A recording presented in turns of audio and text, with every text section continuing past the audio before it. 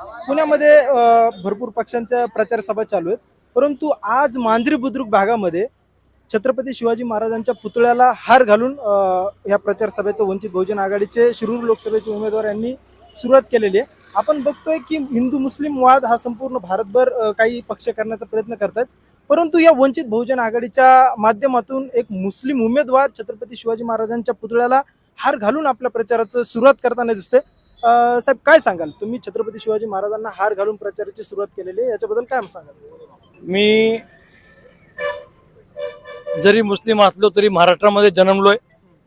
महाराष्ट्राच्या भूमीमध्ये रयतेचे राजे शिवराय यांना हार घालून आम्ही आज वंचित बहुजन आघाडीचा जो मांजरीमधून प्रचार सुरू करायचा तो सुरुवात केलेली आहे।